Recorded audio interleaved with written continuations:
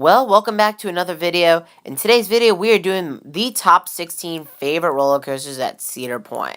These are my top 16. Cedar Point is located in Sandusky, Ohio. It has a great coaster lineup. It has 17 roller coasters.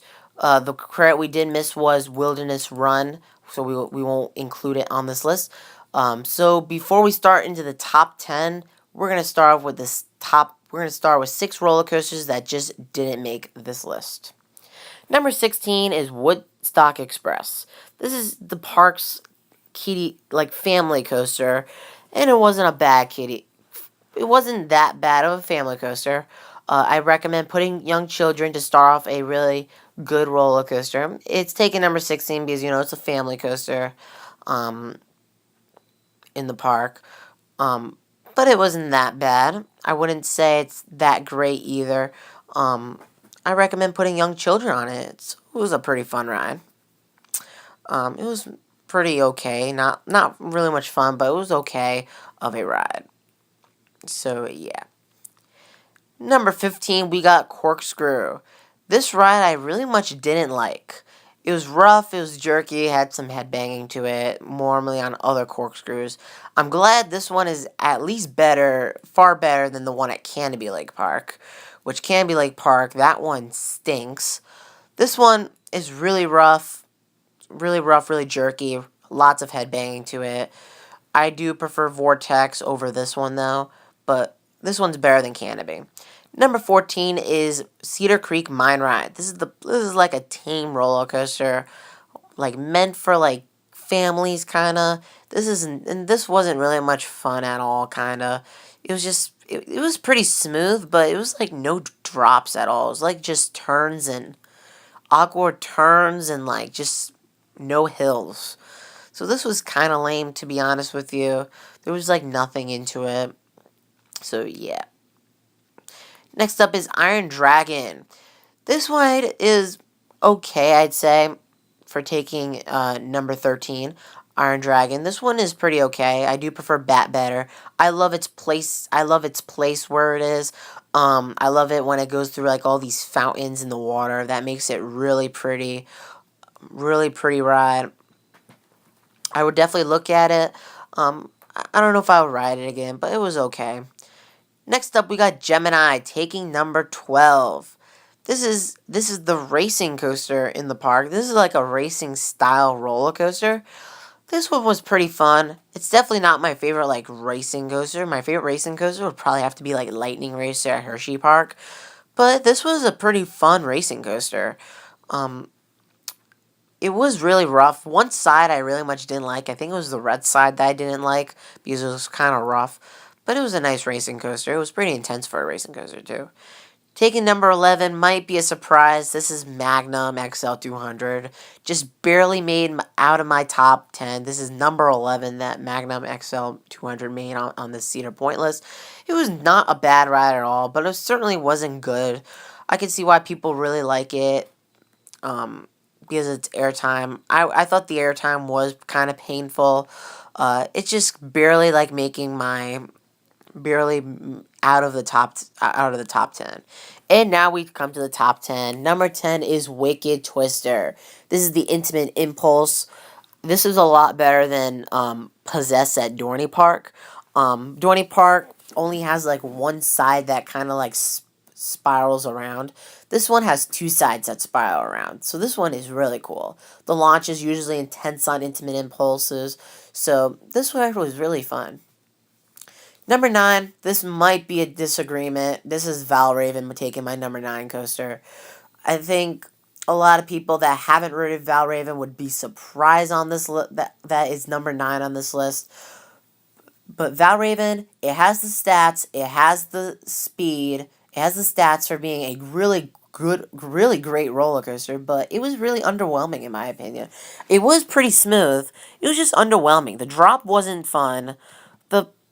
The mid-course brake run drop wasn't fun. The drops weren't really fun. For dive coasters, they're supposed to be fun, but instead we didn't get any airtime to it. The drop wasn't really much fun at all, so that's why it's taken. Number 8 is Rougarou. This is the B&M Floorless. It really had some headbanging to it. Wasn't a huge fan of this coaster. It had some headbanging to it. It had some headbanging to it. I do definitely prefer definitely prefer Hydra and Bizarro more than Ruguru, but Ruguru wasn't bad. I think Ruguru definitely beats Batman. But Ruguru was okay for a coaster. Was an okay floorless. One of my least favorite floorless too. Number 7 might be a surprise. This is Blue Streak. Taking number 7. This was really fun. Fortunately, I do prefer like Yankee Cannibal more, but this one wasn't that bad. Number 6 is Raptor. This ride is a roaring raptor. This ride roars a lot. Like when you're like, this ride really roars, and this coaster really draws attention to it. When at first I kind of like this coaster more than Talon, but I've rated Talon more times than Raptor. I think Talon is better in my opinion, but Raptor is a really good ride. I really like it. Really fun. One of my favorite B&M inverts. Next up, number 5 is Gatekeeper. We've come to the top 5. Number 5 is Gatekeeper. What a cool ride. This is personally, when I rode it, this was like my favorite B&M coaster that I've ridden. But fortunately, since I've ridden Talon more, Talon is probably my favorite B&M coaster that I've ridden. I love Talon a lot. I love Gatekeeper. I love Diamondback at Kings Island. This ride is really cool. With its like wing over drop, that is like really sweet. And I love it when it like flies through like the entrance too, making it draw attention too. Love it when it like flies over the entrance. Number 4 might be a surprise. It's Millennium Force. People are probably gonna be surprised about this ride. People say it's top 3. I really liked it, but I thought it was pretty underwhelming in my opinion. It wasn't intense too. I thought about it because, it was like Superman the Ride at New England, which is, my home park. At least it's better restraints than Superman the Ride. But it wasn't that bad of a ride. I wouldn't definitely give it hate on it. It is kind of a little overhated in my opinion. It was pretty smooth. I loved its drops, dips. But it definitely doesn't deserve top 3 in my opinion. Number 3 is Top Thrill Dragster. Don't call me GP because I love the tallest and fastest coaster over Millennium Force. So I love Top Thrill Dragster more than Millennium Force because it is incredible smooth. I don't think I found a roughness at all on this coaster. And the launch is super intense. I loved it more than Millennium Force. I love the launch. I love its theming. The theming is like awesome. I think the theming just draws it. What makes this coaster top 3? I love this coaster a lot. Fun roller coaster. It's way better than King Ka Great Adventure. King Ka is pretty rough. So yeah. Now we have come to the top 2. Number 2 is Maverick. This coaster, this coaster is probably the most surprising coaster on this trip that I went to. This was a really surprising roller coaster. I was not expecting it to be in my top 3, but boy, it's probably in my top 3 of my favorite roller coasters I've ever rated. This coaster is so awesome. I love this coaster. It has the really cool intensity. I love its tunnel. The tunnel is by far the best part on the ride. When you're like going really fast in the tunnel, that makes it really fast. I love that helix too, where like water blows at you. So what's going to be taking number 1? Number 1 is Steel Vengeance. By far the best roller coaster at Cedar Point. By far the best coaster that I have ever ridden, period. This roller coaster is awesome. I love this ride. It kicks all the roller coasters at Cedar Point. This ride is just amazing. Best coaster at Cedar Point. Better than Wicked Cyclone. Even though I like Wicked Cyclone, it's better than Wicked Cyclone. But I love this ride out of all the 100 roller coasters that I've ridden. So that is it for my top 16 roller coasters at Cedar Point. Let me know in the comment section below if you agree, disagree about this list.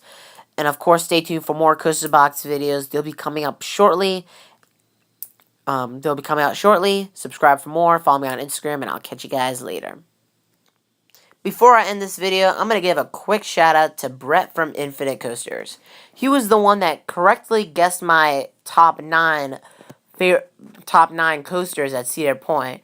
So he definitely deserves a shout out at the end of the video. So that is it for my top my top 16 favorite coasters at Cedar Point.